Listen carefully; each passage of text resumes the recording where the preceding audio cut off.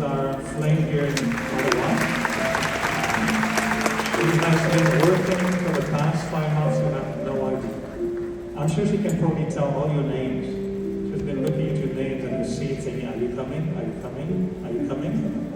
We don't want any, empty seats. There might be a few, but we're happy you're here. So Sangeeta has been really kindly preparing all this with a very small little team. A lot of love, but yes, we're all here tonight and we're going to enjoy a beautiful time to really bring that light in ourselves and feel that inner freedom, because that is the gift we want to give to the world. And you will hear very practical ideas that will make your life a better life. So we cannot thank enough Sister Shivani for being here, and our dear Denzel Sinclair. You heard them singing, you will hear them. He's one of the greatest voices we have in Canada in the jazz world. Do you know that? Denzel Sinclair is a very acclaimed singer in Canada. I had the privilege of knowing him for a long time. And we love his voice because his voice takes you into a state of meditation naturally. You don't have to make any effort, just listen. So I know many of you sometimes feel, how is it possible you can have an event like this free of charge, in a beautiful place? Of course, we feel spirituality cannot be sold. Some of you may feel you want to help, to contribute. You'll be welcome, of course, to contribute from your way out or whenever, of course. But spirituality is to be accessible to everyone. We wish you a wonderful evening tonight with Sister Shivani. Enjoy. This is once in a lifetime.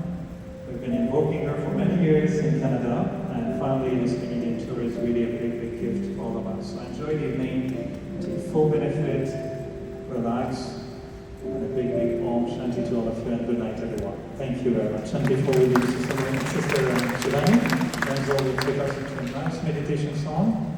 Just relax, enjoy your presence. Good night, everyone. Thank you.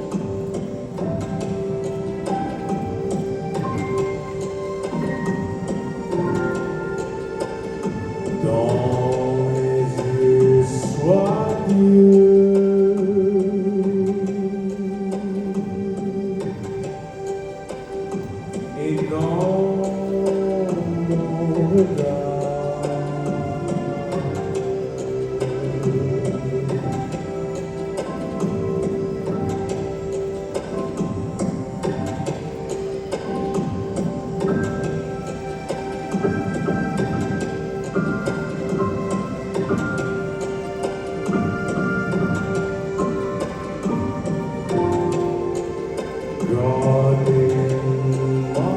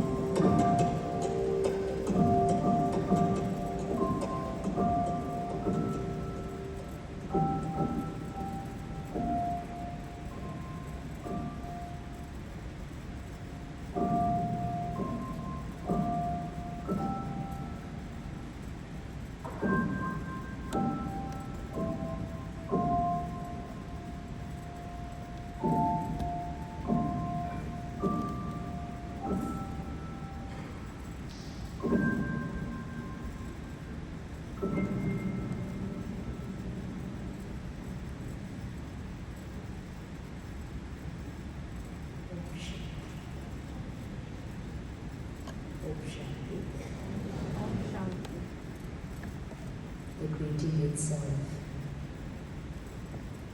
conveys to us the way of living in a world which firmly believes that we want peace. Om Shanti reminds us, I am peace. Just one line can change completely how we live our life.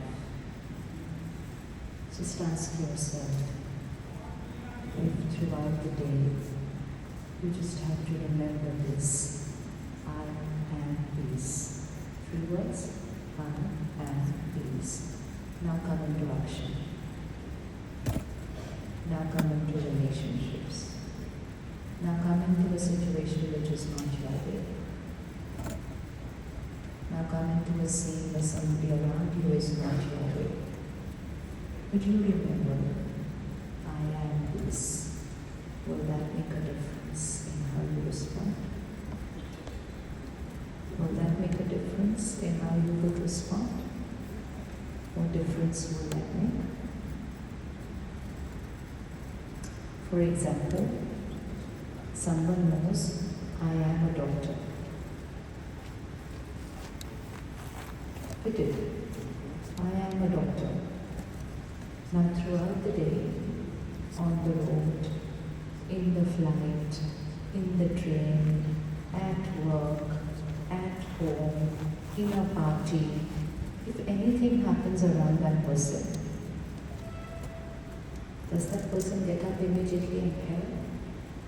Yes? Yes? Have you heard of doctors saving people in a flight? Because in those 300 people in the flight, there is one person who is a doctor. And so if there is a crisis, that doctor knows I am a doctor and will get up immediately and do what is needed. Is that right? A doctor will heal people everywhere, whichever, wherever they are doing whatever, because they remember I am a doctor. Same person tomorrow forgets I am a doctor. Memory. Now that doctor is in the same office, same flight, same train, same park, same here venue, and someone here falls ill. Will that person do anything for that person? Yes or no? Same situations, same person, only one thing changed. That person forgot I am a doctor.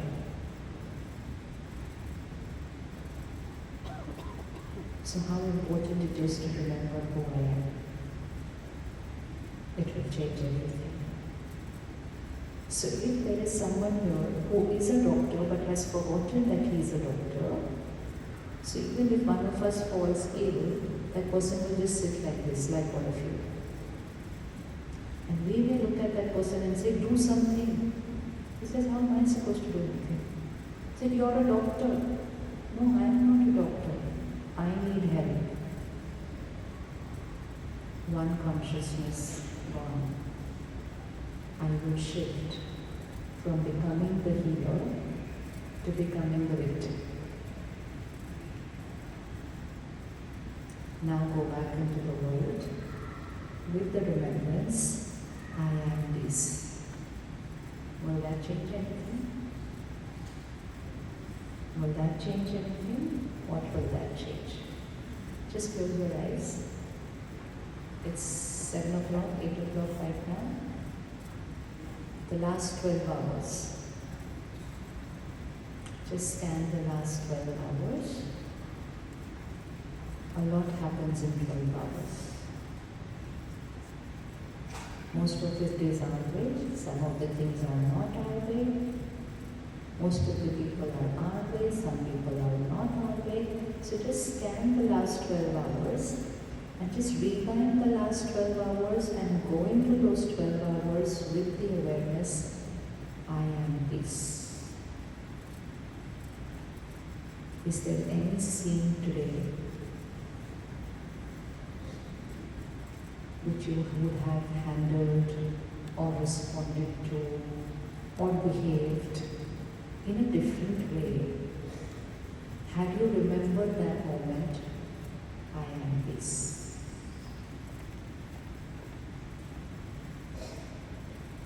If there was any scene in anyone's life, you don't have to share the scene. We know what scenes can come in one day. Important is just see yourself that in that scene, if I remember that I am peace, would I respond another way? Would I think another way? Would I feel another way? Most important, would I behave another way? How many feel yes? Now raise your hand. Anyone on this side feels I would have behaved another way? Raise your hand. Touch it. See, session is over. This is all that it is. This is all that it is. But we have created a voice saying, I want peace. Now go into the same situation. So when I remember I want peace, I will go into every situation and say, everything should be perfect for me to feel peaceful. Everyone should be perfect for me to feel happy. And if everyone is not perfect, and if every situation is not perfect, then to get disturbed is, fill in the blank, to get disturbed is, bole. To get disturbed is, ... What's the word? Normal. How many of us feel to get disturbed is normal if something is not right? We are going to chat today. We are not going to listen. How many of us feel that you are going to get disturbed if something is not your way? And why is it not possible that we can just be calm and stable in that situation when it is not our way? What's so difficult? What is so difficult? It's very easy. It's just that we were not taught to be that way. We were taught, if something is not your way, react. If someone is not your way, get angry. If someone is rude, get rude. If you can't get rude, cry. Yeah, if I can't say anything back to you, then I say a lot of things to myself then. If I can't throw it out, I create it within. And then comes a world of media and we're going on scrolling everything which is so dramatic. Imagine if they had to make films and TV series where someone says something and the other one is, I am peace. Their serial will end there. So they had to make one drama from this side, one reaction from there, one screaming from there, one crying from there. And it extended their series. They made money, we lost our happiness. Because we kept consuming it, thinking that it's entertainment, but while we were consuming a particular way of living that was projected onto us, we didn't realize that we were becoming that. We are not just watching. Please remember, we are not watching, we are consuming. Watching means it's like this bridge there. I'm watching it. I see it. It only relates to the finish. I walk off from here, forgot it, I'll never remember this again. But when it's media, it's words, it's audio, it's music, it's sound, it's drama, it's theatre, we are consuming it. So if you just reflect to, let's say, 30 years back or 40 years back, how many of us were there when the first TV came into this world? So we are the last generation who see this interesting graph. So 30, 35, 40 years back when this first TV set came, before that, what was life? Before that, our consumption was people, people's behavior, good books that we read in our school library, our teachers. That was our world. And like a sponge, we would just absorb and consume from everything around us. So our elders had an impact on us, our teachers had an impact on us. That is all that was our circle of influence. We just got influence from everything and everyone around us. And in that era, now go back to that era, there was no such word as stress. Is that true? Yeah? Anyone remembers in school saying, I'm stressed, you're stressed, we are stressed? No. Stress is normal. We didn't know the word. Zyada se zyada one day before the exam we would say thoda tension. Yes? And that too how many days in the year? 2 days. One day before the exam, one day before the result. Finished. Nothing more than that. Rest of the day, rest of the year, cool, everything fine. A little once in a while upset, 5 minutes later all good. 20 people staying in a house, less space, less resources, lots to adjust, no gadgets in the kitchen, everything to do on your own, no stress. Depression to spelling also didn't know what is that word. And then came the first TV. And we started consuming. Consuming what someone else was projecting on us. It was not about around us, it was being thrown to us from somewhere outside, some other creative mind. Which is also fine. So now remember the first serials which started coming in India. Once a week. Remember we stopped everything. And everyone was like that. But they were all serials which were all bringing us all together. We were laughing together, talking together, eating together, all good. But because we stopped everything and only consumed, it is their business. So they said, Areva, everyone stops everything and just consumes what we give them, so why give only once a week? Then started an era that you will receive an episode every single day. The world started changing. And suddenly you had serials every day where homes were breaking, people were crying, people were cheating, people were betraying. Because what will they show 7 days? I was once doing a program with TV actors in India. I said, you can make better stories than this. So one actor very sweetly looks at me, give me a story. I said, no, that's your part of it. He said, see, it has to be 7 days a week.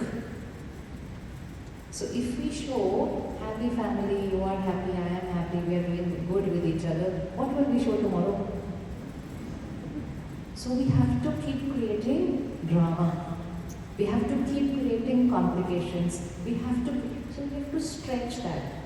That is what they did. They earned. We started consuming. And if you just reflect and see, what we started consuming is what we started becoming. When we started the Awakening program, it was just started like that. There was no planning, there was nothing. And we thought it would be fine, 10, 15 episodes, end of the story. We never, ever thought that this can have an impact on someone sitting at home. We thought, let's make 10, 15 episodes. Those who want to watch will watch. Then they will come to the center, they will learn meditation, and that's it. Good enough. But once it started, and that was also a daily episode, and then after a year, when I started traveling out, got a chance to meet people, and suddenly someone will come up to me and say, you know what, me and my husband were contemplating contemplating divorce, we are back. And I said, Acha, which center did you come for meditation? She said, no, I have not come to any center. I said, how is it possible? You didn't come to the center, you didn't meditate, and you changed. She said, yeah, we changed. I said, chalo, one off, by chance. And then I met more people, and more people, and more people. And someone says we came out of depression, someone says I was contemplating suicide, someone says something, someone says, well, how can these people change sitting at home without coming to the center? Without meditation, without coming into that energy, without studying.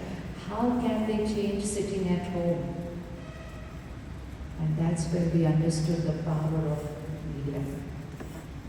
If you consume anything on a daily basis, it will start changing you.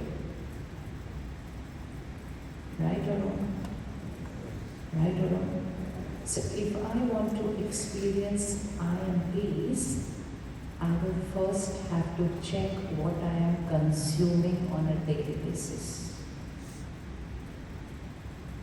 And then we shifted from that era of 30-minute episodes on TV, because that's again somebody's business.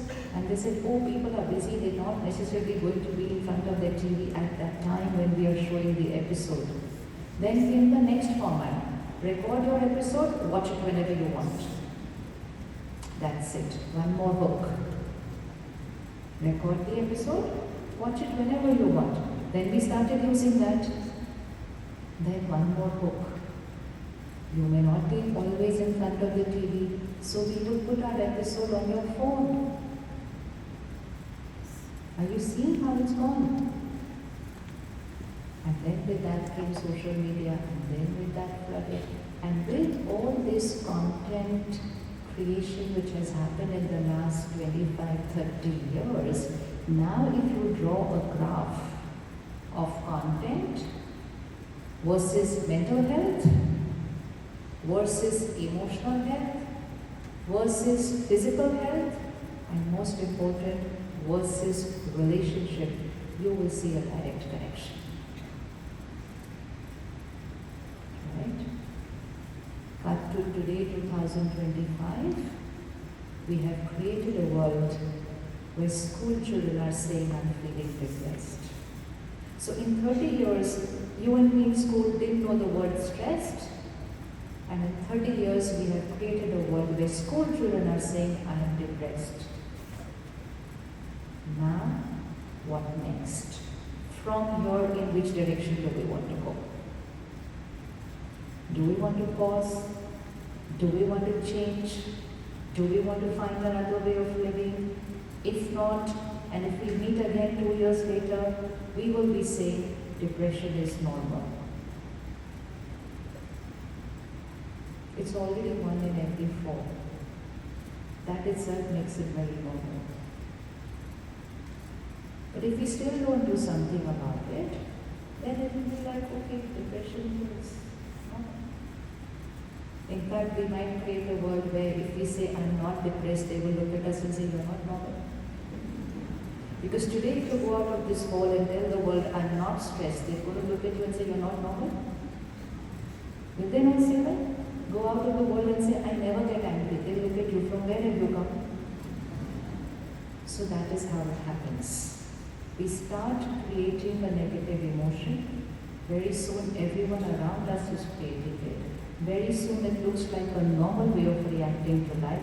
Very soon we start calling it normal, and very soon if someone is not creating it, we will look at them, you're not normal. So 2-3 years later, if I say I don't have depression, people are going to look at me, why you're not normal?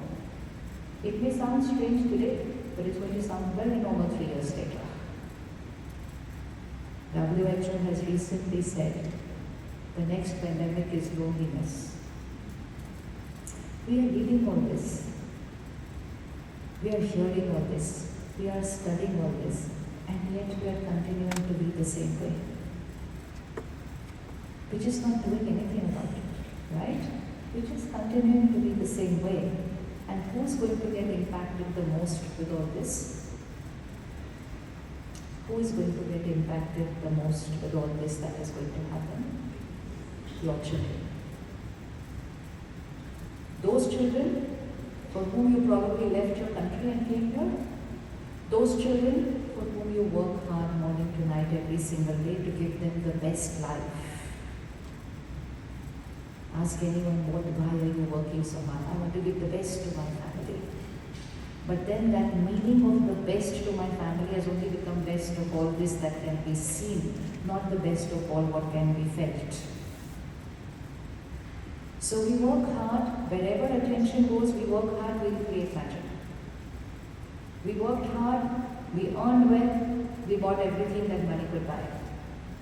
Let's make a little list of what money cannot buy. Can you please share what money cannot buy? Happiness. Happiness money can't buy? Acha? Money can't buy happiness? We'll talk about peace later. First, let me, can money buy happiness? To some, a little bit. How much little bit? What all little bit happiness can money buy? And let's be clear, we're talking about life. Can money buy happiness? Temporary. Okay, so we have two words. Temporary, little bit. Anything else? Material things. So I'm sitting on the sofa, you're sitting on the chair.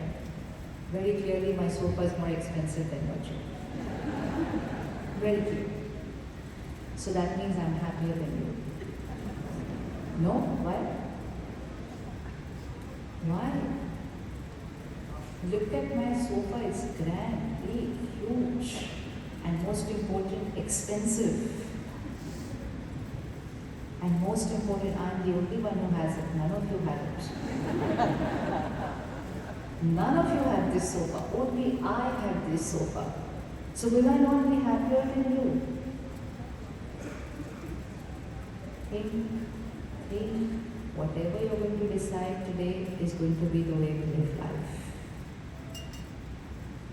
I am happier than you because I am using that which nobody has. And it's 3 times the cost of what you are using. I am happier than you. Yes or no? No. For 2 minutes, I'm happier than you.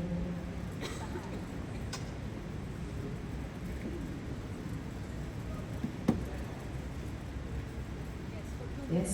Yes. Think we've lived our whole life with these belief systems. And we will continue to live that way. Unless we pause like we are pausing now and checking. And if we pause and we check, we will change. Am I happier than you? Am I happier than you? Anji?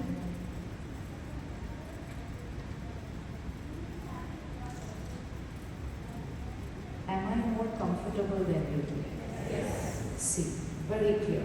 And comfortable where? Physically.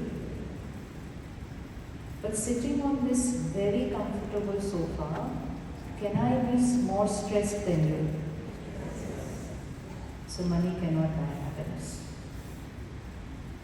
Money can buy comfort. Money is matter and matter can buy everything that's made out of matter.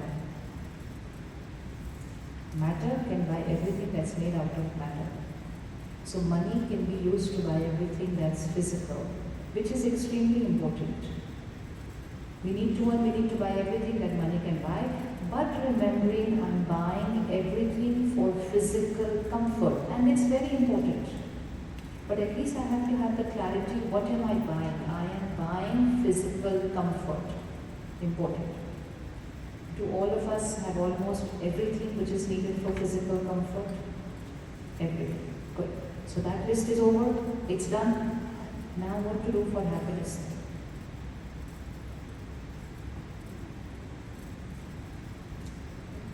So money can give me physical comfort. So what should I do for happiness then? Because last 20 years I was buying everything thinking that I will get this, we will be happy. Even when we buy something for the children, we give it to them and say, now be happy. So we are creating a conditioning in them also that the more you will get, the more you will achieve, the more you will be happy. The more you will earn, the happier you will be. The higher you go in your professional ladder, the happier you will be. Conditioning. You remember 30 years back our parents told us, just study, become an engineer, become a doctor, you will be happy. And we went on, we'll be happy, we'll be happy. So the programming was not right from there. It should have been study, become whatever profession, do well, excel, and create a lot of work for yourself and earn a lot of money. Very simple. But they didn't say that. They said, you do well, you will be very happy. So that's from where the seed has sown, and it's a deep programming. If I achieve, if I perform, if I buy, if I get, I will be happy. And so we're just going on and on and on. What more should I get to be happy? What more should I do to be happy? Where more should I go to be happy? And the more we're doing it, the more we're moving away from it. The more we're moving away from it. Today's children don't use the word I am stressed. They say I am depressed because stress is old-fashioned. They say, no, you don't understand. Stress is not that painful. We are depressed. Means not depression, but depressed. So what is depressed? It is more painful than stressed. And we grew up in a world which said student life is the best life. Student life is the carefree life, right? Fun, no responsibility. What was that? And now they will say, you don't know how many pressures we have. We say, exactly, really? You are the one who has pressures? We grew up, we went on cycle to school, no AC in school, no AC at home, no AC in bus, no phone, no internet, nothing. What do they have to do? One click and everything comes to them. One click, they can get all the information of the world there. They don't have to go to the library, sit with the book and make notes. One separate room everyone has for themselves. Watch which pressure are they talking about. And which pressure are we entertaining, saying, yes, yes, yes, my children are under a lot of pressure. Stress is equal to pressure divided by resilience. This was in physics. Write it here. Stress is equal to pressure divided by resilience. What we have done in the last 2 decades, we are reducing their pressure. We are reducing their pressure. But the lifestyle that they are living is reducing their resilience. And so how much ever pressure you reduce, their stress level is still increasing. And we have suddenly gone and created very fragile children. Very fragile. And that is why the smallest triggers in life are troubling them more than they would trouble us. And that is why they are saying I'm depressed. Today, first take a decision that not just resilience for myself, I have to make my children emotionally resilient. Otherwise, how are they going to handle? How are they going to face the uncertainty of this world? And especially in a world which has now created things which are more intelligent than us. How intelligent a child will be may not be of much value very soon. But now comes the time where more than the IQ, the EQ of the person will be important. How wise is the child? How emotionally strong is the child? How many of you would like to make your children emotionally strong? How do we do that? Can we buy that? No. Can we ask someone else to do that for us? No. Can we ask them to become that on their own? No. Because they are growing up in an era where they got gadgets right from the beginning. So their coding of addiction is very innate, very deep. So what is the only way to make them emotionally strong? There's only one way to make them emotionally strong. What is that way?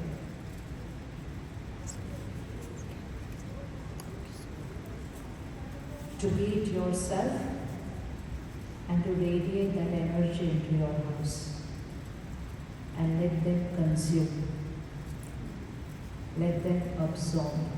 It's like a vibration. You go to a temple, you go to a meditation center, there is a vibration there. You just go and sit there, do nothing. Just go there. Be there, do nothing. The vibration will do its work on you. So are we ready to work a little hard now? Not on the outside world, but a little bit here so that we can earn power for them. We worked hard, we earned money for them. And then of course we got everything that money can buy. But they are fragile today. They are very intelligent today. Very, very intelligent, very informed. They know more than parents, they know more than teachers also. But when you know more than your parents and more than your teachers, your ego goes away. You don't know anything. Imagine the ego increases, soul power starts.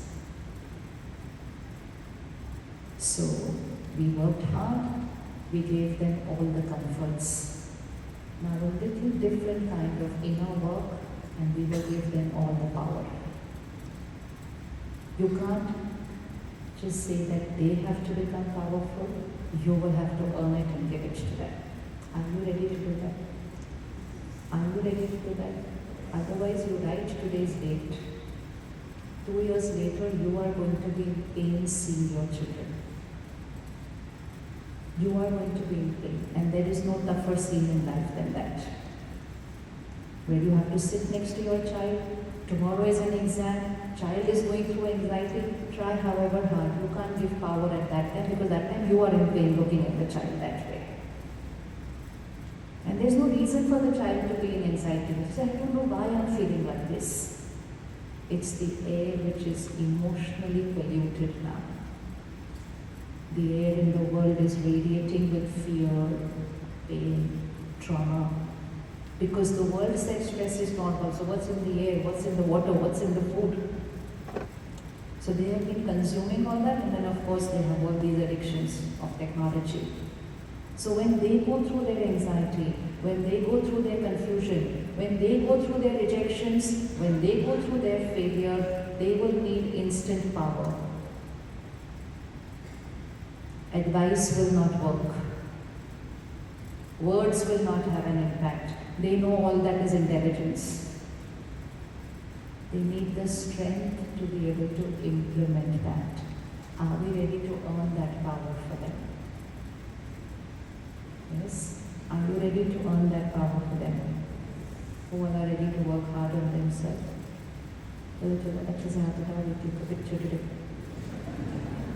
Yes, it is a moral responsibility of every parent now.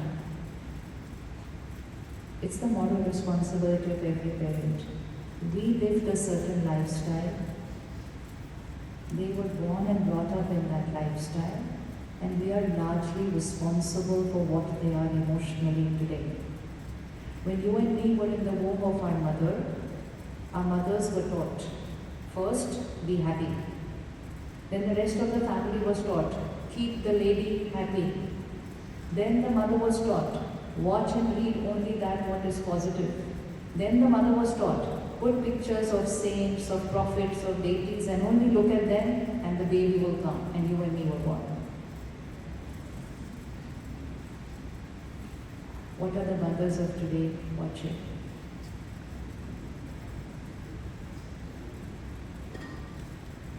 What are they watching? watching when the soul is in the womb of the mother.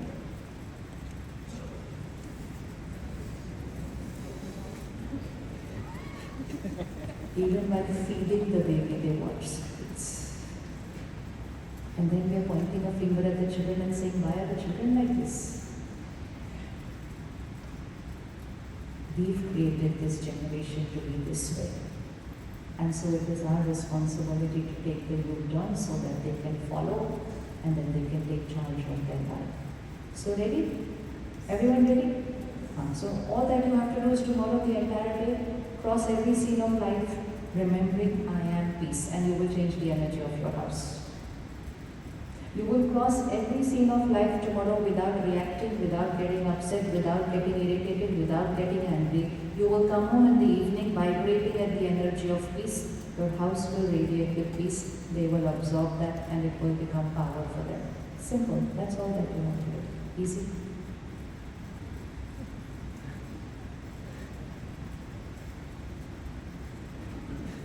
Which one is easier? Leaving your country, coming here, taking up a new job, buying a new house, working hard morning to evening to earn the money for the family, or just to be calm and in charge of your mind throughout the day? Which one is tougher? Remaining calm is tougher. Why is remaining calm tougher? We've done all the hard work.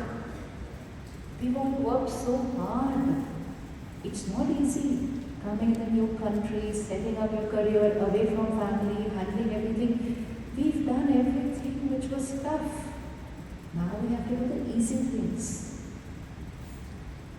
Why those things are tougher? Because a lot outside is dependent on that. And why this thing is easier? It's dependent only on one person. Who is that one person? I only have to take care here. But we believe it's tough because one, we were brought up to believe that way, but more than that, all this media has made us believe that way, that what I feel within, what I am creating in my mind is dependent on what's happening outside of me. So remember in school we used to write an essay, which is the happiest day of your life. How many of you have written that essay, happiest day of your life? Nowadays they don't write all these things. But we used to write, happiest day of my life. So what did we write in that essay? Someday will something very great happen on that day. There was the programming. That for me to be happy, something great has to happen outside. And so when something not great happens, feeling sad is normal. Now, change to programming, which is the happiest day of your life. Now we're changing your vocabulary. Which is the happiest day of your life? See, whatever you're going to answer, I know the answer. If you are going to answer, it's going to record in your subconscious. And what you will record in your subconscious now, you will play it tomorrow. So which is the happiest day of your life? Every day. How many of you believe every day?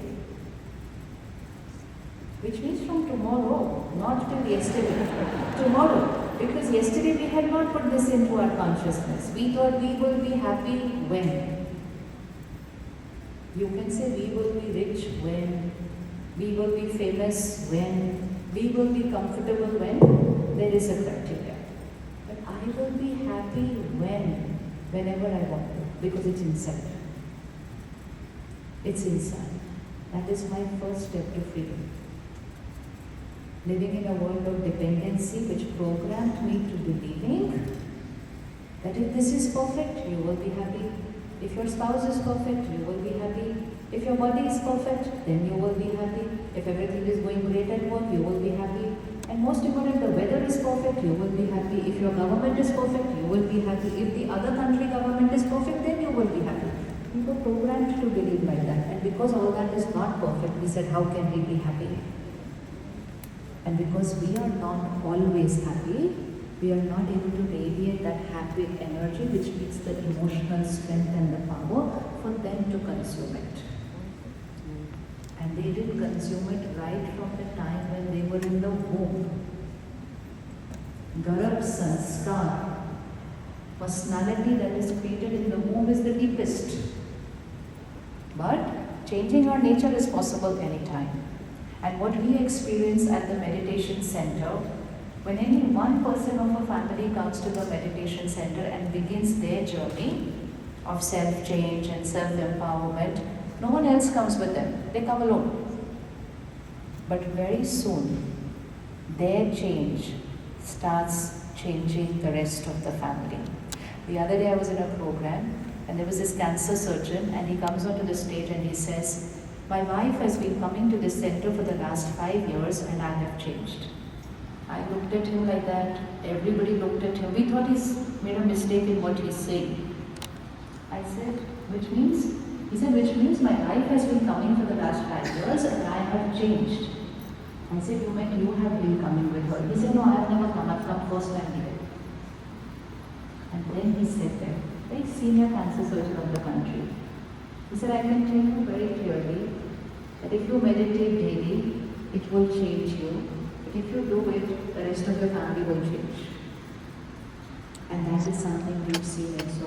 It takes only one person in the house to change the energy of the house. It changes only one person in the house to remain stable in a crisis. It takes only one person to be powerful when your child is panicking and your child will be okay. But if your child panics and you panic more than the child, then it takes only one person to deplete the child also. Put both your hands like this. Put your child on the left hand side. If you don't have a child, put any family member on your left hand side. And put yourself on the right hand side. Everyone has to do it. I know the answer. We are doing it for you. Don't watch. Work on it. Now put someone on the left hand side. You're on the right hand side. Your child or your family member is going through a crisis. A crisis could be as simple as an exam tomorrow, or a rejection, or a failure, or not sure what to do in life. It's on the left hand side, they are there. Going through that little troubled phase, vibrationally they will dip a little. So let your left hand go a little dipped like this. Looking at them that way. Looking at them crying, hurt, upset, not happy, confused, not wanting to give the exam tomorrow, not wanting to go to work. You are on the right hand side. When you look at them dipping like that vibrationally, where will the right hand go? Do it. The right hand goes like this. When this right hand goes like this, what is the vibration that the parent radiates to the child? Stress, worry, fear. The child was already vibrating at pain. Looking at that child vibrating at pain, we created pain. And when we created pain, we radiated pain to their pain. When we radiate pain to their pain, where is the left hand going to go now? Very good. And when it goes down, where is the right hand going to go? We're looking at them that way. And again, where will they go? Down. And where will we go? Down. So you see what we both have been doing for the last 4 years? We are together going down. Now, what is the right way of being? If one of us in the family dips, where should the other people be? How up? And when you are here and they are here, how does energy flow? Does energy flow like this or does energy flow like this? Energy flows from top to bottom. So you see what will happen if you are here? You will become a radiator of power. You might not be able to solve their problem, but you will make them powerful just by being powerful yourself. You empower them, they will solve their problem. We don't always have to solve our child's problem. They are in a different world. We don't know all things of their world. We empower them, they will solve their problem. But if we get depleted, we panic, then they keep their distance from us. And if you notice, they will just go into a shell, go into the room, close the door. We will say, I want to sit with you. They'll say, I want to be alone, I don't want to sit with anyone right now. I said, but you're in pain, we want to sit with you. But I don't want to sit with you. Why do they not want to sit with us when they are in pain? Because we are in pain. And when someone is in pain, they don't want to sit next to anyone who's in pain. Because they can't handle any more pain.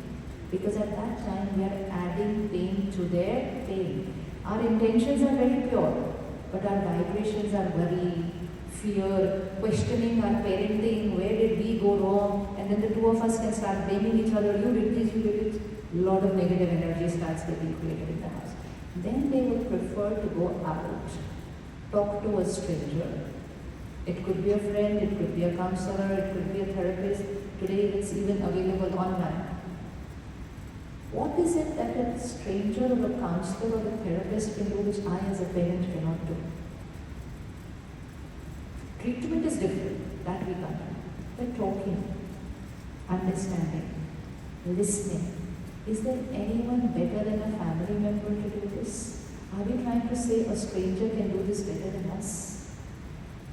But what's the difference between the stranger and I? Very good. The stranger doesn't come down. The stranger remains here. The stranger could be a parent of the friend of the child. And why is it that the stranger doesn't come down? Because the stranger is not emotionally attached to that child or that family member. And when we are detached, we will listen, we will talk, but we will not consume their pain and come down. Need of the hour. Every parent needs to become that. Like this. Put your hand where you need to be. Like this. This is what your family needs today. Now to be like this, I will have to earn that throughout the day.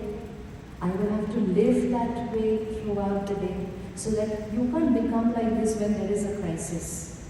It's like I can't earn wealth the day there is a problem in my house. I have to earn every single day. Then while I'm spending, I have to keep saving money. And when I keep saving money and the day there is crisis, I have enough money to handle that crisis. Create power. Earn power. Save power throughout the day. The day there is a crisis, you will have enough power to do it. But if I am going to waste my power, why did they do this? How could they do this? How can this one do this? And create 1,000 waste thoughts. Remind yourself, I'm wasting that power which I have to save for my family. I am wasting that power. And today we are not even creating these waste thoughts for people around us. We are just watching something on the phone like, how could they do this? How could they do this? How could this one do this? Wasting power. And then not just watching the message and the video, then watching everyone's comments below that. How could this one say this? How could that one say this? How could this one say this? Wasting power. How will we have power to get home and think? Because we are literally throwing it away in every scene of life. Literally throwing it away. So now, tomorrow morning, just live your life one day with this consciousness. I am creating power. I am saving power, and now I have the power to empower others. And then that others will not be just your children. Once you are here, you're not going to empower only your children, you're going to empower everybody. Your friends, your colleagues, your strangers on the road, you will empower. You will empower the world by vibrating at a higher energy. Now, how to save power throughout the day? Close your eyes. Again, rewind the last 12 hours and check. Was there any scene today where I could have saved power? Which means instead of creating 20 thoughts, I should have just created 2. Instead of getting irritated, I should have just remained calm. Instead of talking about them, how could they do this, why could they do this, I could have just said, okay, they have a reason for it. Save power. Look at all those energy depleters. And they are so subtle that as of now we're not even aware that they are energy depleters.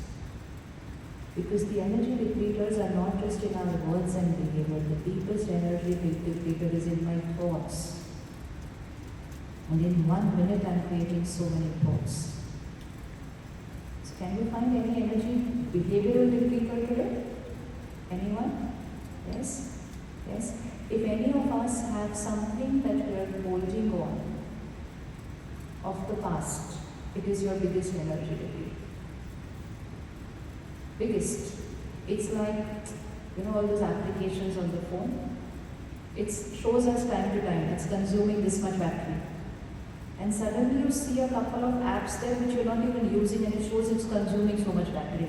And like, which app is this? I've never even used it. So what is on your baggage? It could be something of your childhood, it could be something about work, it could be about something about someone did, someone said.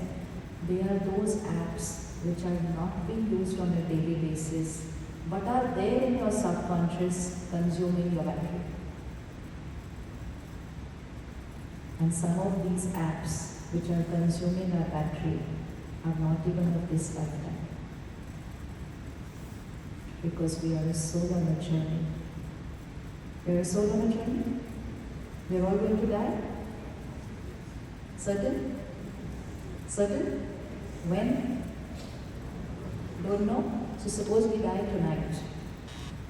All my baggage goes with me. All my baggage goes with me. I'm not going to get time to say, okay, forget, forgive, let go, all this is not, there's no time for that. So if I leave tonight, what I am right now, all my personality traits, my nature, my anger, my irritation, my jealousy, my fear, my insecurity, my past trauma, my whatever I'm holding, my guilt, my regret, everything, I the soul leave, enter the womb of the mother with all my sanskars and with all my baggage, and the journey of the baby starts from there. So will I get time to change that baggage? Will I get time to change my nature before I enter into the new costume? Will I get time to forgive? Will I get time to apologize? Will I? Will I? No. So when should I do it? When should I do it? How many of us have someone on the mind which we need to release? We've held on to them and it's consuming my energy. You might not think that it's consuming your energy because you might not rewind that part of your life every single day. But it's there. It's like a wound which is not healed. And many of our patterns which we are experiencing in this lifetime are actually not of this lifetime. They are not. But now we have the power with the understanding that let me change this now, irrespective of whoever was the cause of whatever did it. Again, left and right hand. Put them on the left hand. Anyone. Even it can be a stranger if you can't think of anybody. Anybody on the left hand and I on the right hand. The left hand person is not in my control, right? Even if that left hand person is your spouse, your parent, your sibling, your child, their behavior, their personality, their nature, your colleague is not in your control, right? We try very hard to change them, but it's not possible.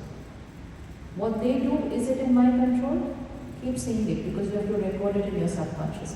What they do, is it in my control? How they behave, is it in my control? How I think about how they behave, is it my choice? How I think about how they behave, is it my choice? If I want to conserve power, I will have to take care of how I think about how everyone behaves. Our depletion of power is not because of our problems. We don't have so many problems in life. Majority of us hardly have any problems. But because we don't have problems, we make small things the big problems of our life. We don't have any problems. But our depletion is in the way we are thinking and feeling about everyone around us who is not our way. So even if I meet 10 people today, and for every one of them I say, how could they do this? They should have not done this. They could have done it this way. Is this the way of speaking? At least they could have been a little respectful. At least they could have smiled a little more. If they didn't want to talk to me, at least smile at me. Why did they look at me and then turn away? Well, the running commentary just goes on. Yes or no? This is the biggest energy depleter. Problems, crisis, once in a while. Stressed, once in a while. No problem. But this continuous energy depleter that is going on just in our natural way of thinking that we are doing throughout the day is getting us not to be free to be happy, but it is making us dependent on the way people around us are. And so we look at them and say, please change so that I can be happy in life. People come to us and say, just change my spouse so that our house can be like Swarga. And they don't know that spouse had come an hour before saying exactly the same thing. Because we all believe that the other person is the cause of my pain. The other person may not be perfect. Fine. The other person really must be having some wrong emotional or behavioral habits. That is also true. But the cause of my pain is not their behavior. The cause of my pain is how I think about their behavior. Again, now put someone there on your left-hand side, anyone of your life, any person who has a little different personality, anything different, which has been a cause of my slight irritation or pain or anxiety or worry or judgmental thinking. Put them on the left-hand side. Now put yourself on the right-hand side. And we are going to become independent now. Start saying it with me. This is their behavior. You know the name, so you can say the name in your mind and say, this is their behavior. And when they behave that way, or when they have that nature that way, who is the one who is in pain? Let's say someone has a personality of domination. Someone has a controlling nature, someone is egoistic, someone is manipulative, someone is reactive, someone has the habit of criticizing. Put them on the left-hand side.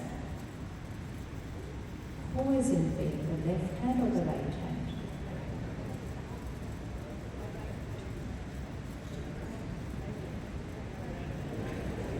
Every answer is right. Just keep saying your answer. But every answer is right because we have started thinking about it. Every single answer is correct.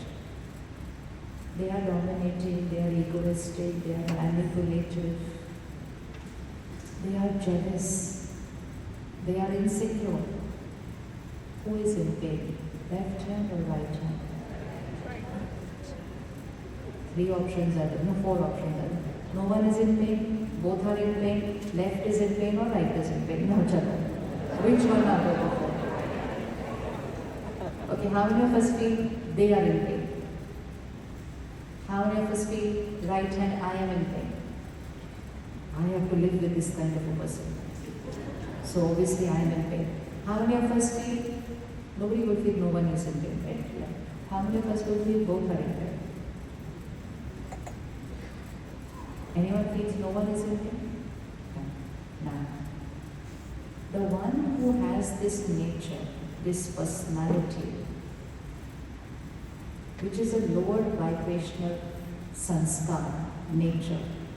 So any time that I am vibrating on a lower vibrational personality trait, my power is,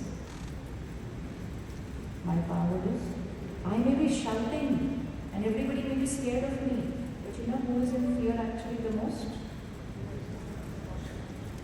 I may be trying to control everybody, but you know who is the most insecure at that time? And most important is, we have to live with them for some time of the day. We have to work with them for some time of the day. They have to live with themselves 24/7.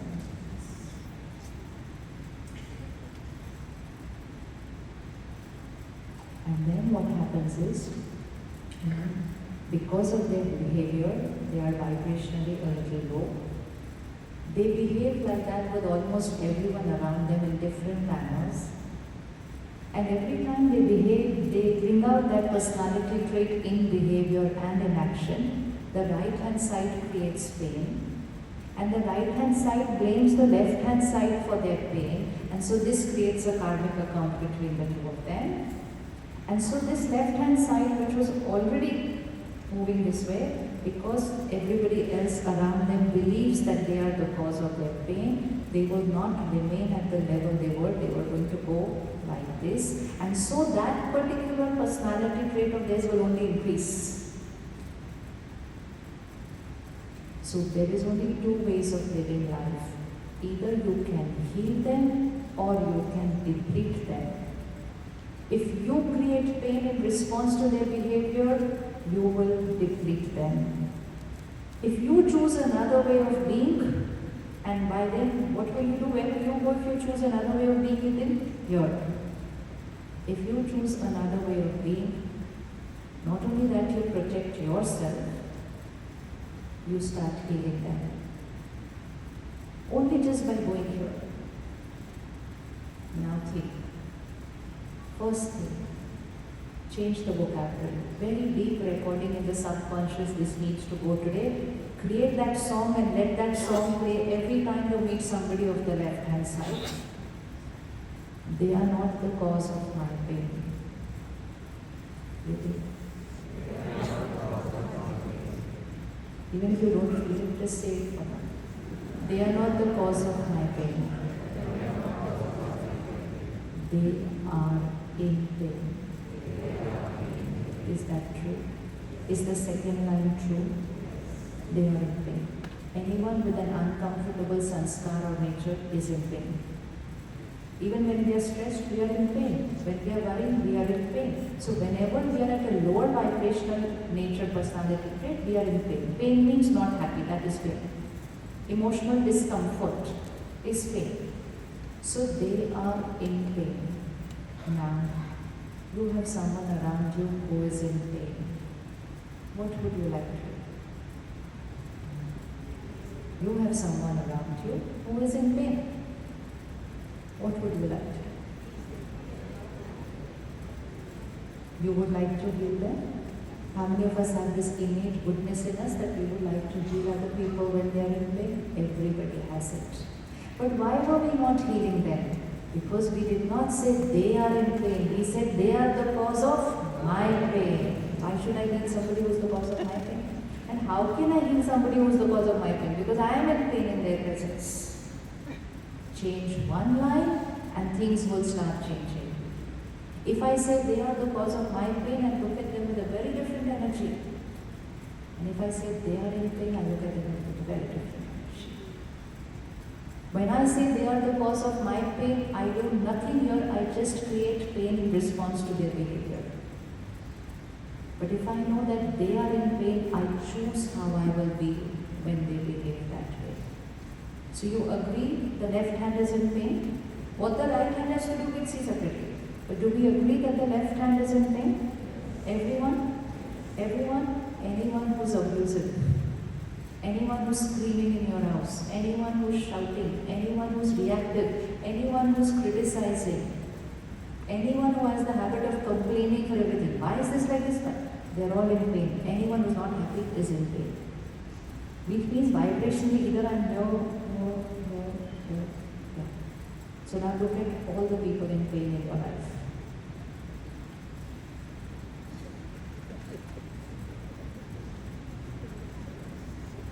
So we have a long list. That's why we need one healer in every house. One healer in every house. Yeah, every house, of course. One is needed for every family. You remember earlier we used to say we need one earning member in every family. That was an era where one family had one earning member.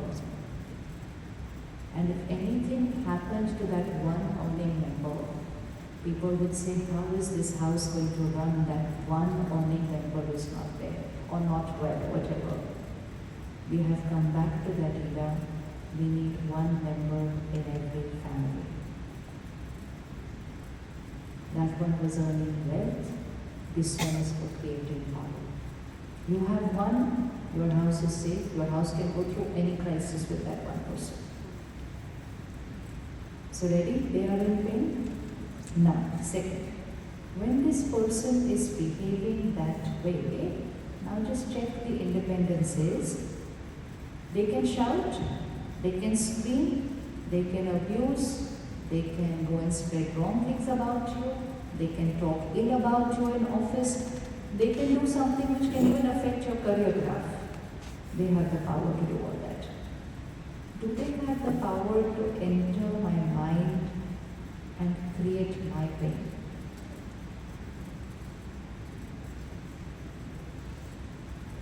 Let's say, for example, I work with her. I am insecure of her, I am jealous of her. It's my agenda in life to go and talk about her to everyone. Fine, it's my insecurity which is making me do that.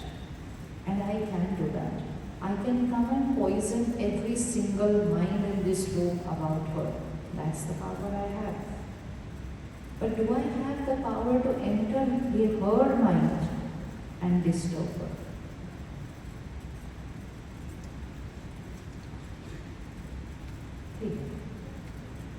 I have the power to talk ill about her.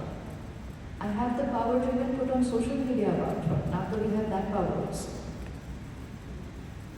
I have the power to speak about her to the world every single day. I have that power also. But do I have the power to enter her mind and create pain there?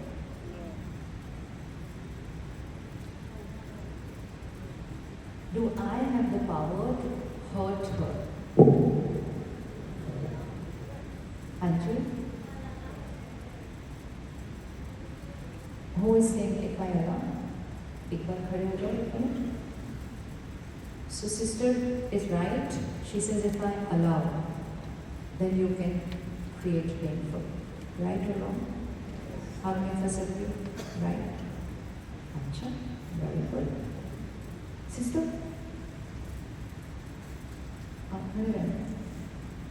Do I have the power to enter her mind and create pain?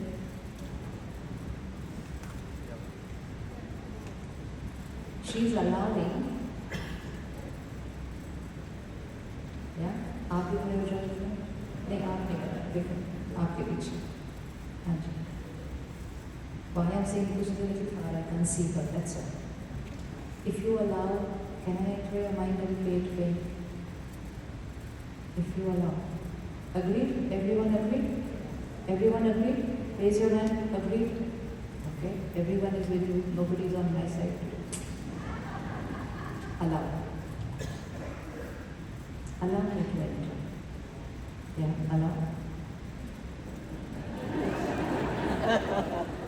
Allow me to enter your mind. How does that happen? How do we allow people to enter our mind? How is it done? I don't know how to do it.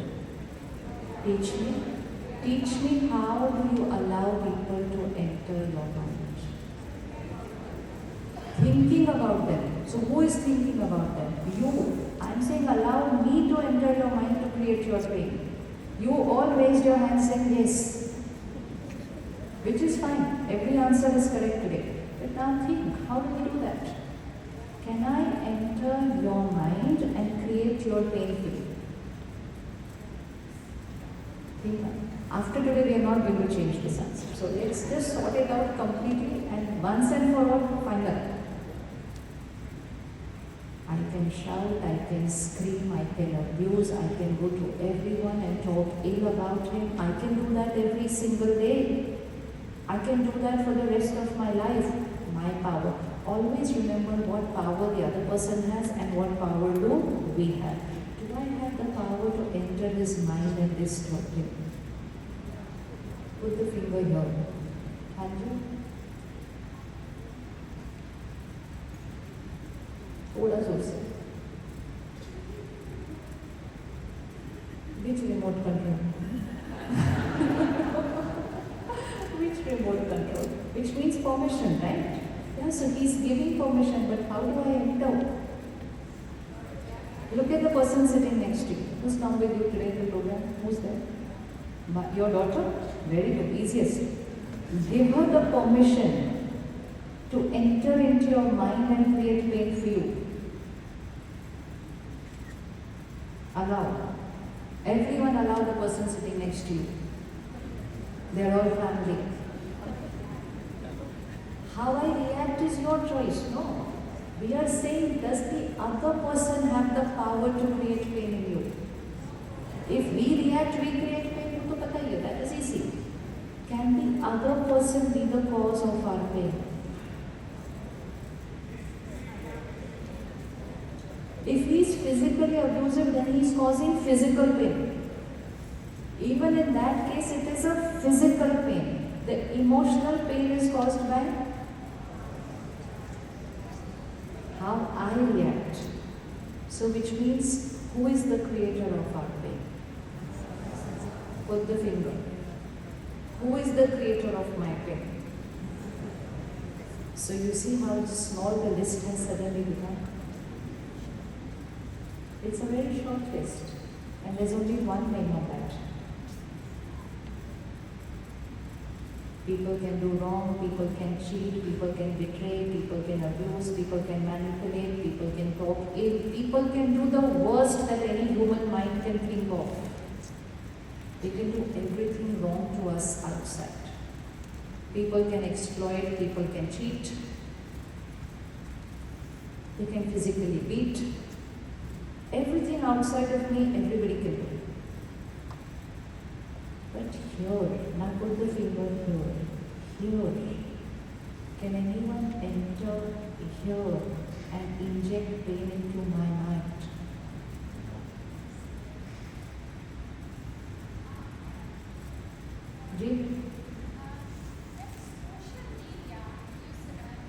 नहीं, social media बात में topic में एक बात में first let's solve this out.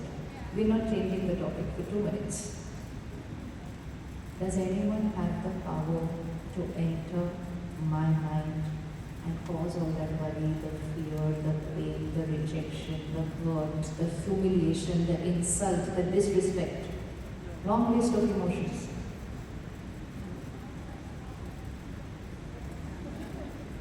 Not if I'm strong. If I'm weak, if you are weak, I can enter your mind. If you are weak, I can enter your mind.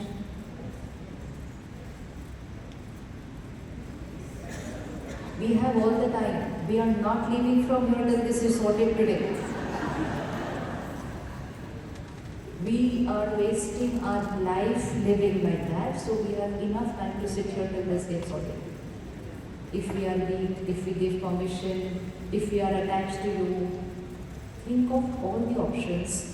And then again ask yourself, so does that mean that person is able to enter my mind and create my pain for me?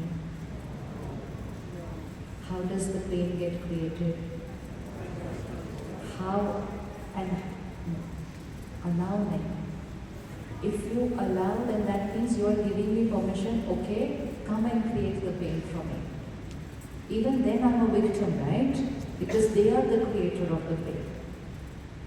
They can say the worst thing in the world to you, but it's all outside. It will reach you here. And once you listen to those very, very, very mean words, you start thinking about what they have said. You start thinking about what they have done. Now what you will think about what they have done is going to start creating your pain. But because we are thinking about what they have done and then we are experiencing the pain, we removed our personal responsibility and we said they are the cause of our pain. They are the cause of the wrong that they are doing. We are not discussing whether they are right or wrong. We are certain they are wrong. But that wrong they can do is outside. Right? But what happens within is the wrong that I'm doing with myself. That is second step, पहले responsibility develop. Because अभी तक तो यही कहा, they are the cause of everything. So first step is, they are not the cause of my pain. They are the cause of all the wrong that is happening around me. Yes. But the pain that I create, the hurt that I create, the humiliation I experience, the disrespect I experience, the rejection I experience, has been created by. See, I'll give you an example. That sister walked up and she's leaving. Aap jao, okay. Her choice. I came all the way from India. I traveled 20 hours in a flight. She can't sit here for 2 hours from me. All that I have to do is have to start a commentary like this. This is how they do. I did so much for them. All my life I sacrificed for them. I keep doing so much. This is how they behave. They are happily walking. They are doing what they believe is right for them, and it is absolutely right for them. But when I see them doing what they are doing, what I am going to do within is going to decide how I am going to feel next. So I have a lot of options right now. I can say they insulted me. I can say they disrespected me. I can say they rejected me. Or I can say no problem, have a good evening. We are having a good time here. And I can reach a stage where each one of you can walk out. And I will be happy. Practice. First practice with one person walking out and remain untouched. Then practice, acha, one more person walked out. Oh. But never mind. I will tell my mind, it's okay, they have a reason, it's 9 o'clock, they have to go home. Very soon, third person also walked out. I said, okay, they could also have a reason. As I'm doing this, my mind is building up the strength to think right.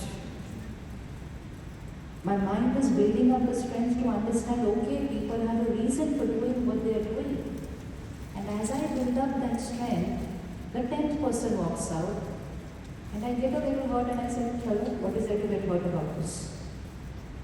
And then I build my strength even to face the 10th person that is walking out. And very soon I have the strength, all of you walk out. I am very happy on that. It's only a strength building. It's only a little practice. But if I don't do this little practice, I'm going to go into pain with every single person, not even just walking out. Just look here and say, they're not even looking at me. They're not even answering what I'm asking. I can get insulted for everything in life. It all depends on how strong I am or how fragile I am. If I start moving on the direction of being fragile, I'm going to become extremely weak. If I start moving on the direction of strength, I can become extremely strong. The mind has the option of being extremely weak, and the mind has the option of being extremely strong. The choice is ours. It's not dependent on what's happening around me. It's not dependent on what people are doing to me. It's not people what are doing around me. It is only dependent on what I am doing with people in my mind. The choice is mine. The power is mine. Now, why should I make so much effort to think right about somebody who's walking out? Because I want to create power. How does it matter if somebody walks out and I just create 5 thoughts of disrespect? How does it matter? Why do I always have to be so careful to think right? How does it matter if I say, like, why did she do this one? Because then my mind gets into the habit of crying like that. Then my mind starts talking like that about everyone who is not my way. And then my mind becomes a victim to every person's behavior around me. And I become like that little baby who's being hurt by everyone and say like, I need love. I need respect. I need care. Nobody loves me. Nobody cares for me. Nobody respects me. Victim feeling. Victim feeling. So either we can be a victim in life, or we can become a master in life. Choices. It does not depend on what's going on around you. It depends on what you're creating within you. Yes? Sure? Is this going to remain like this after you reach home tonight? Look at the person sitting next to you if they are from family. Don't just look, wait. Look at them and say, from today, do what you want.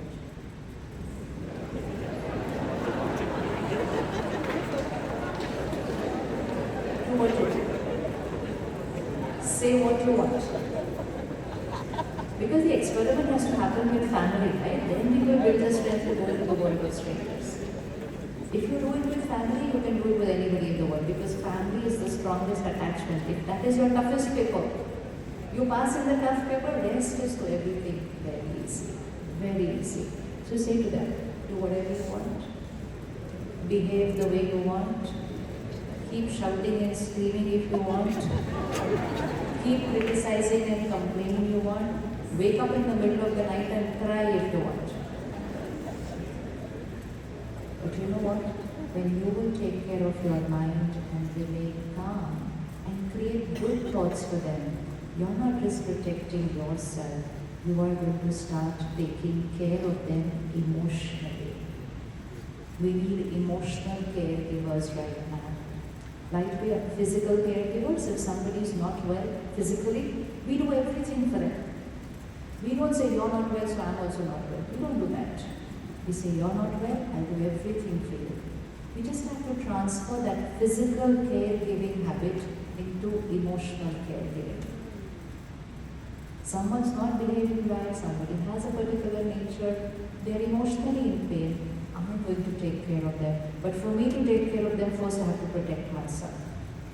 And then you have to do nothing. Your vibrations are taking care of them. Your vibrations are healing them. But if I create this thought, they insult me, they hurt me, my vibrations deplete them, deplete the one who is already weak. So we as a family have the power to weaken each other. And we have a family have the power to strengthen each other. There's no midway when it comes to family. It's either going to be here or it's going to be there. So, are you sure? Just with one person you're going to experiment for the weekend. Friday, Saturday, Sunday.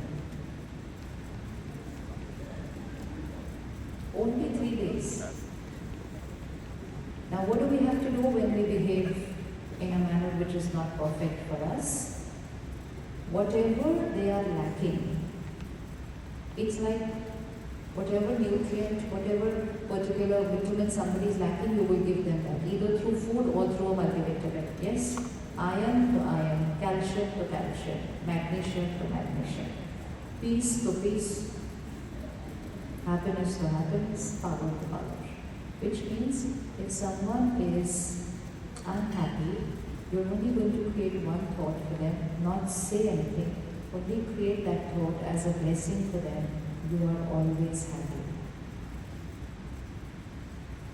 They are unhappy, which means they lack the vibration and the energy of happiness. We have to inject it into their system.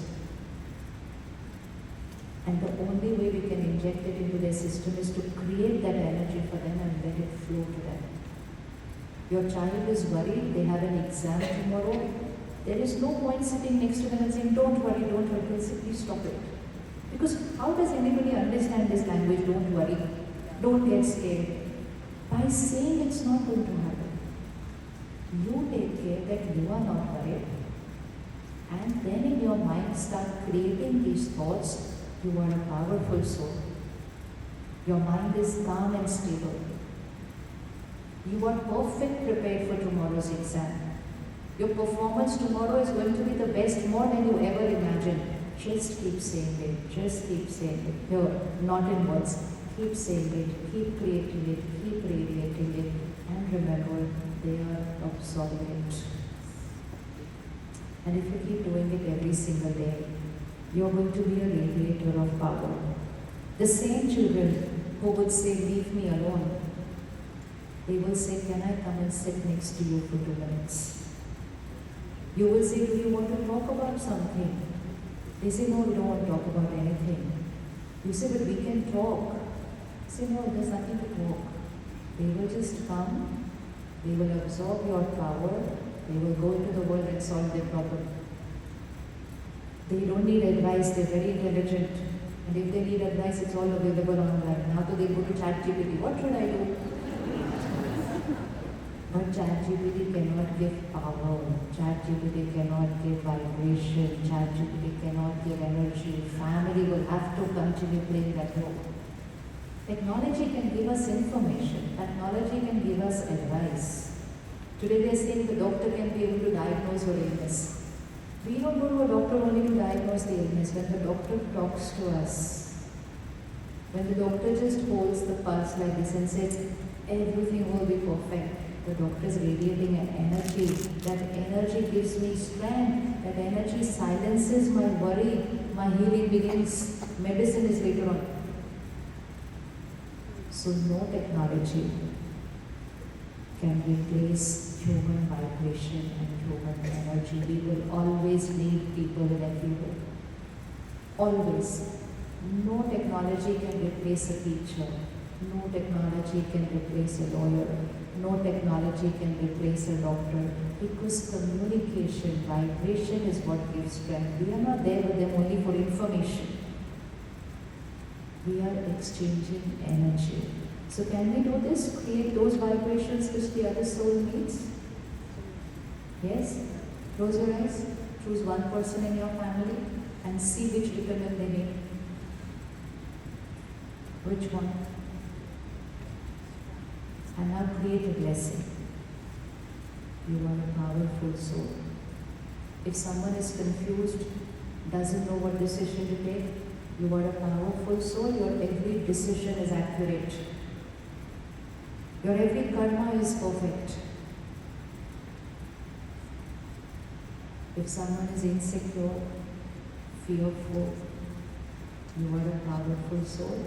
Life is perfect. You are safe, you are secure. What they are lacking, we have to inject. And while we are repeating these thoughts, where is the right hand going to go? Here. Because you are not consuming their pain, you are creating power. Your right hand goes here. And when you go here, you are giving strength to them. Whether you believe it or no, just do it and you will see the result. So we have only two options. Either we can deplete them or we can empower them. There is no midway. That they are they, we are we. It won't happen because we are emotionally connected. So either we create all the fear and worry, we deplete them, or we create the blessings, we strengthen them. So can we do this? Easy? Everyone? Everyone? Don't repeat the personality trait which is troubling them. Don't repeat their behavior on your mind, it will deplete them. Don't create critical, judgmental thoughts about them, it will deplete them. First deplete you. Create a blessing, and that blessing should have the word which they need. So if someone has the habit of dominating, create a blessing. You are a powerful soul, loveful soul, very comfortable with yourself and in harmony with everyone. Just think, what do they need? How should they be? And make that their blessing. Simple? Easy? Which one is easy? Going in pain or creating power? So we've already done the tougher things. Now we have to do the easy things. And when one person at home does this, the energy of the house starts changing. We just do what 4 people living at home. In an era when we were 10, 20 people living at home, 4 will go into wind, 10 will So if the child was going through pain, if the parents would go through pain, the child will go to the grandparents, the child will go to the uncle, the auntie, here and there. Everything would be okay. But now we are just... And so it's very important for one person to do this, and that one person's energy will go by this, and the house will change. Simple. Have you got your answer, what you're going to think for them? Yes? To make this easy, we need to start practicing it for everything in our life. First, work with your sanskar, which means your habit. And that is why the first line we started with today is, I am peace. Never to say, I want peace. I want happiness. If you keep saying, I want, you will always be on the want side. I am peace, I am happiness, I am power, I am love. I don't want love. I am love, I radiate love. Even if you don't feel it, even if you don't believe it, just say it. I am stressed, we just said it and we made it happen. Because anything that we will repeat, complete the line, anything that we will repeat will become the truth. Keep saying, I'm stressed, I'm stressed, I'm stressed, I'm stressed, I'm stressed. Just by saying it, it's creating that energy in my body also. Keep saying that peace, I'm love, I'm happiness, I'm respect, I'm acceptance.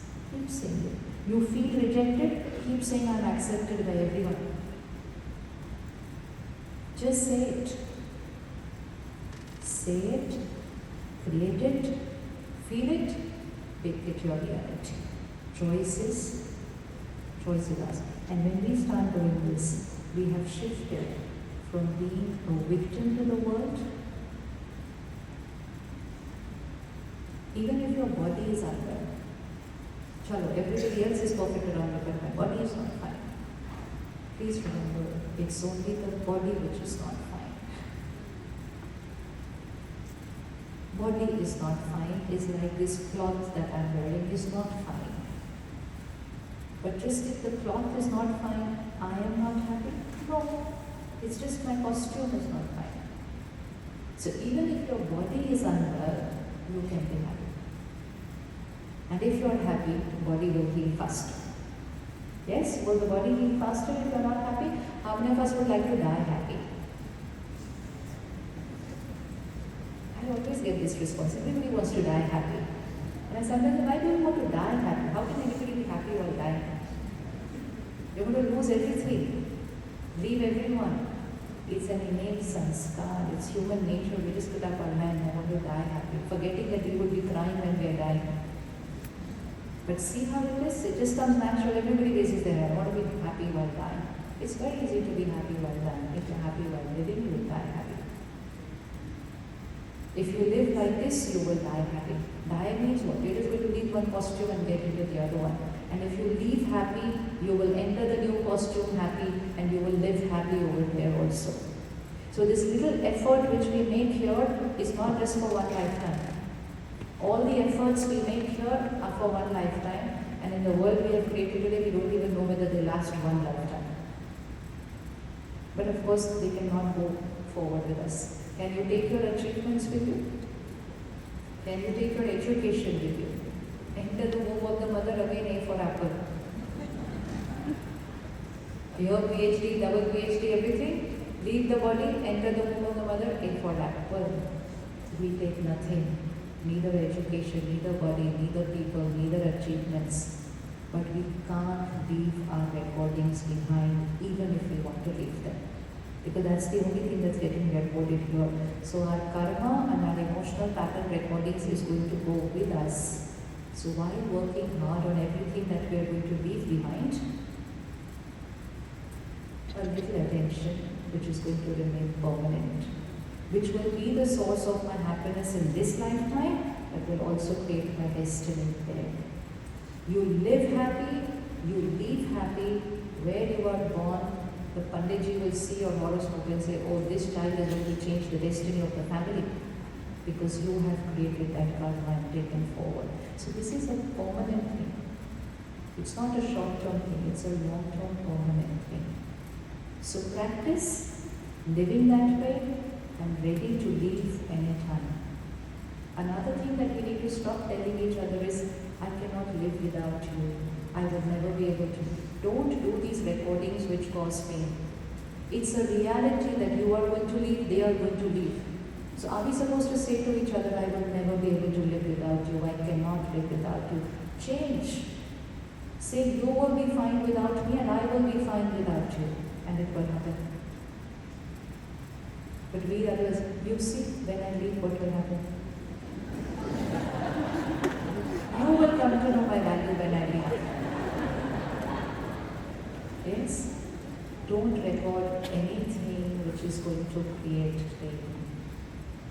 Today people are going into so much grief that they are not able to handle the loss of a family member. It is certain that this is going to happen. Then shouldn't we be emotionally prepared for what is certain in life? Everything else is uncertain, fine. But death is certain. Mine and theirs. But why do we be like this and say like, no, don't talk about it? Why should we not talk about it? It is certain, it's going to be happening. Why shouldn't we be prepared for it? Why do we have to create so much pain and why do we let the soul go forward with so much pain? Because we are in pain that time. When someone leaves, they need to be sent with gratitude, blessings, love. It's their new journey that's going to start. They're going to enter the womb of a mother. A new body is going to get created. We have to send them with love, blessings and gratitude. This is family.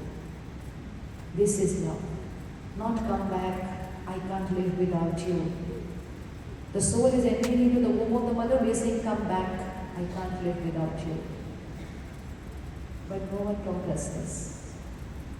That is why spirituality and meditation is such an important part of our life. It teaches us how to live. It teaches us how to live. It teaches us to allow other people to live with dignity. If the costume is unwell, doctor says nothing can be done. Hold their hand, meditate with them, and tell them, don't worry about us. Abjad. Don't worry at all about us. We are all there to take care of each other. You need to leave. Literally have to ask them to leave and you will see the soul flying away from there because you have let them go. This is called love. Love is not stay here for me as long as I can see you around me. The other one is suffering in that costume. But I am very comfortable because they are there around me. This is not love. This is attachment. Attachment is like this. What about me? Love is, what about you? So when you start strengthening yourself and raising your vibration, we automatically shift from this to Karuman. We automatically shift from about me, about me, about me, about me. We shift from this to becoming a giver. Because now we have strength now. So automatically you will become a giver. This is independence. This is freedom. Where you can be a giver in every scene of life. And even in that scene when someone is moving forward. You come to a Brahma Kumari's meditation center anywhere in the world. Here, anywhere in the world. There are many brothers and sisters, which means like you, living at home, taking care of family, working, but taking off half an hour, 45 minutes, once a week, twice a week, or daily, to working on creating this inner power. Go and put your finger on anyone. And anyone means anyone. And you ask them their story. And you will see that what we desire, that kind of life, is actually so simple to lead. And any one of them, when they lose a family member, it's something for everyone to see. Because they will immediately take charge of themselves and say, I have to send this soul with love and gratitude. Because it is something they learn every single day. That power comes to them on that day. Even if they lose a young child, they will be like this. The vacuum will always be there. Missing the person will always be there. but missing with love, not with pain. Sending with love and gratitude, not with how could you leave me and go. It creates pain there. And all that is requires few minutes of meditation every single day to create this power. That's all it requires to become strong. So do we want to create that power? Yes? Don't get scared, nobody's leaving. Look at how all this energy changes with it. It's a reality. And we're living in a world where it's not age-bound anymore. Earlier it was okay, 80, 90, 100. Now we're prepared, they're going to leave. Now it's not dependent on age. It can happen tonight. So we have to equip ourselves with the tools according to the time. Yes or no? Yes? Not that we're sitting and talking about death every day, not at all. But we are strengthening ourselves, we are vibrating here, and now let any situation come in your life, you will have the strength for it. Because you earned it, you created it, you earned it, you saved it, you preserved it, and it will be there with you on the day you need it. There's a lady who comes to the center where I am in Delhi. Very old, fragile, 75-year-old lady. She comes like this, walking on her own. She went through cancer. While she was going through her treatment, her daughter went through cancer. Then her daughter went through a liver transplant. The liver transplant didn't work out well. So the doctor said, we can't do anything. So she called her husband, her son-in-law, her grandson, and everybody. And she said, it was daily study. So she says, an old lady and everyone is 5 men in her family.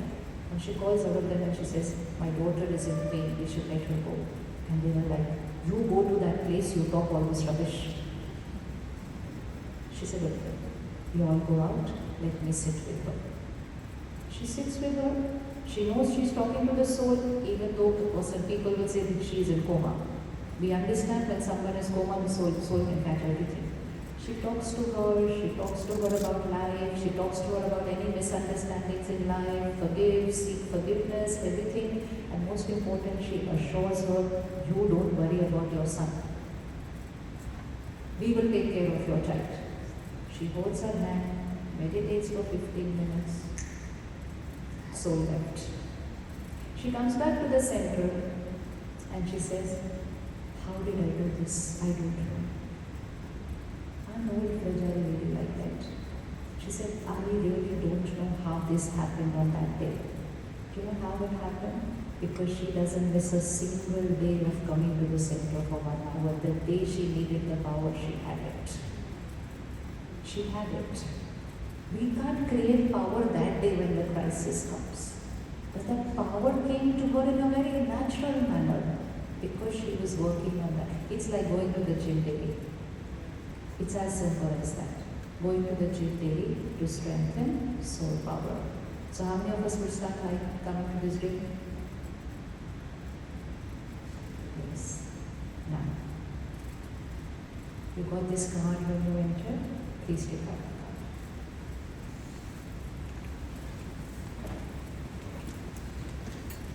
It has all the details of the center. It is a very, very sweet family in your city. And there's a little leaflet inside there. No, sorry, not the leaflet, the second page of this card.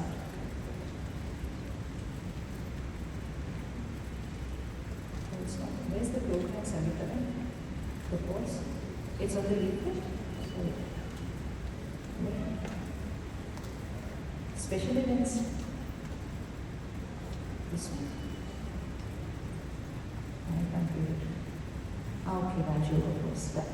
So it has the QR code just for you to just give your name that you are coming. The course starts Saturday, so it will be on the weekend. So block your weekend time for this weekend. Don't think we'll do it another time. It's now. Abhi nahi, to kabhi nahi. It's now or never.